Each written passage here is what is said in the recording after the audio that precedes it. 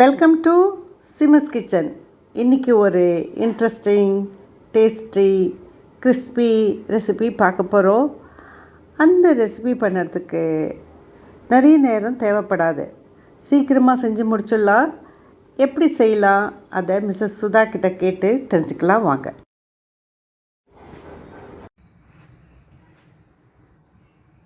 ರವೆ ರೋಟಿ ಏನೇನು ಹಾಕಿದ್ದೀರಾ ಇದಕ್ಕೆ?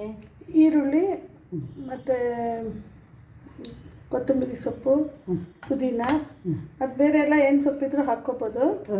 ನಾನು ಬೇರೆ ಏನು ಸೊಪ್ಪು ಸಬ್ಬಕ್ಕಿ ಎಲ್ಲ ಖಾಲಿ ಆಗಿತ್ತು, ಅದಕ್ಕೋಸ್ಕರ ಬರೀ ಪುದೀನ ಮತ್ತು ಕೊತ್ತಂಬರಿ ಹಾಕಿದ್ದೀನಿ. ಗ್ರೀನ್ ಚಿಲ್ಲಿ ಚಿಕ್ಕ ಚಿಕ್ಕದು ಮಾಡಿ ಸ್ಮಾಲ್ ಪೀಸಸ್ ಕಟ್ ಮಾಡಿದ್ದೀರಾ? ಅಂಡ್ ರವೆ ನೆನೆಸ್ಬೇಕಾ ಇಲ್ಲ ಇಲ್ಲ, ರವೆ ಹಾಗೆ ನೆನೆಸ್ಕೊಂಡು ಇದ್ರ ಜೊತೆ ಕಲಿಸ್ಕೊಂಡು ಹಾಗೆ ನೆನೆಸಿಟ್ಟಿದ್ದೆ. ಜಸ್ಟ್ ಹಾಗೆ ಮಿಕ್ಸ್ ಮಾಡಿ ಇಡಬೇಕು. ಹೌದು, ಎಷ್ಟು ತೆಳ್ಳಗೆ ಮಾಡ್ತೀರಾ? ನೈಸ್.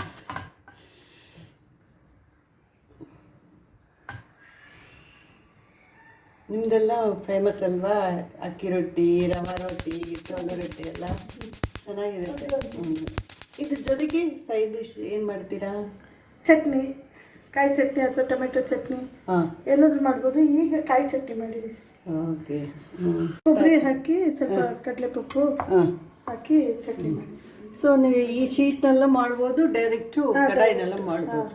ಅದು ಸ್ವಲ್ಪ ಬಿಸಿ ಹಾಕ್ಬಿಟ್ರೆ ಮತ್ತೆ ಮಂದಕ್ಕಾಗ್ಬಿಡುತ್ತೆ. ಓಕೆ, ಅದಕ್ಕೋಸ್ಕರ ಇದರಲ್ಲಿ ತೆಳ್ಳಗೆ ಮಾಡ್ಕೊಬೋದಲ್ವ ಅಂತ ನಮ್ಗೆ ಎಷ್ಟು ಬೇಕೋ ಅಷ್ಟು ಮಾಡಿಬಿಟ್ಟು ಆಮೇಲೆ ಇದು ಕಲ್ಲಿಗೆ ಹಾಕ್ತೀರಾ? ಮುಚ್ಚಿಡ್ಬೇಕಾ ಹಾಗೆ ಓಪನ್ ಇಲ್ಲ, ಹಾಗೆ ಬೇಯುತ್ತೆ.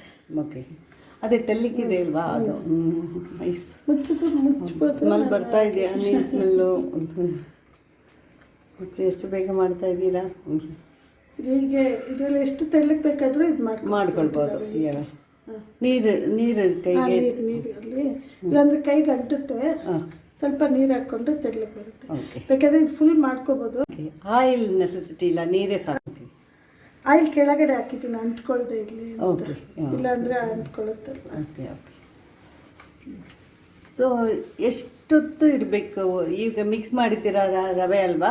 ಒಂದು 10 ಮಿನಿಟ್ಸ್ ನೆಂದರೆ ಸಾಕು. ಜಸ್ಟ್ ಗಟ್ಟಿ ಆಗಬೇಕು. ಓಕೆ. ಈಗ ಅಕ್ಕಿದೆಲ್ಲ ಹಾಗೆ ಮಾಡ್ತೀವಿ, ರವೆದು ಸ್ವಲ್ಪ ಬೆಂದರೆ ಸಾಕು. ಚೇಂಜ್ ಆಗ್ತಾ ಇದೆ. ಹೌದು, ಎಣ್ಣೆ ಜಾಸ್ತಿ ಬೇಡ. ಸೊ ಮಾರ್ನಿಂಗು ತೊಗೋಬೋದು, ಈವ್ನಿಂಗ್ ಸ್ನ್ಯಾಕ್ಸ್ ಆಗೋ ತಗೋಬೋದು. ತುಂಬ ಚೆನ್ನಾಗಿರುತ್ತೆ ಟೇಸ್ಟ್ ಇದು. ಹೌದು, ಸ್ಕೂಲಿಂದ ಬಂದ ತಕ್ಷಣ ಮಕ್ಕಳು ಬಿಸಿ ಬಿಸಿಯಾಗಿದ್ರೆ ಅವ್ರಿಗೆ ಇಷ್ಟ ಆಗುತ್ತಲ್ವಾ. ರವೆನ ಚಿರೋಟಿ ರವೆನ? ಚಿರೋಟಿ ರವೆ ಇದು ಚಿರೋಟಿ ರವೆ. ಉಪ್ಪಿಟ್ಟು ರವೆಯಲ್ಲೂ ಮಾಡ್ಬೋದು, ಸೇಮ್ ಇದೇ ಥರ. ಮೆತ್ತಿಗೆ ಆಗ್ಬಿಡುತ್ತೆ ಅಲ್ವಾ ಇದು? ಮೆತ್ತಿಗೆ ಹಿಟ್ಟು ಥರ ಆಗ್ಬಿಟ್ಟಿದೆ ನೋಡಿ.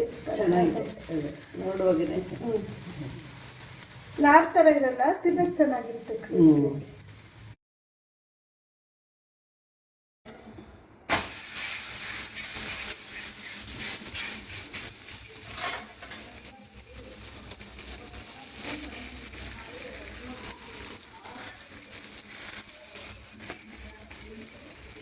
ಹೆಂಚು ಬಿಸಿ ಇರುವಾಗ ತಟ್ಟೋದಕ್ಕೆ ಸ್ವಲ್ಪ ಕಷ್ಟ ಆಗುತ್ತೆ, ಕೈಗೆಲ್ಲ ಆದಾಯ ಆಗುತ್ತೆ. ಅದಕ್ಕೆ ಈ ಪೇಪರಲ್ಲಿ ಕ್ಲೀನಾಗಿ ಬಂದ್ಬಿಡುತ್ತೆ.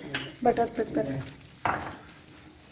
ಈ ಬಟರ್ ಪೇಪರ್ ಎಲ್ಲಿ ತೊಗೊಂಡ್ರಿ ನೀವು? ಇದು ಚಿಕ್ಕಪೇಟೆಯಲ್ಲಿ ತೊಗೊಂಡ್ಬಂದೆ ಅಷ್ಟೇ. ಒಂದು ಪ್ಯಾಕೆಟ್ ತೊಗೊಂಡ್ರೆ ಆಗುತ್ತಲ್ವಾ? ಎಷ್ಟು ಇರುತ್ತೆ ಒಂದು ಪ್ಯಾಕೆಟ್ನಲ್ಲಿ? ನಾನು 3 ಇತ್ತು, 3 ತೊಗೊಂಡ್ಬಂದೆ. ಓಕೆ.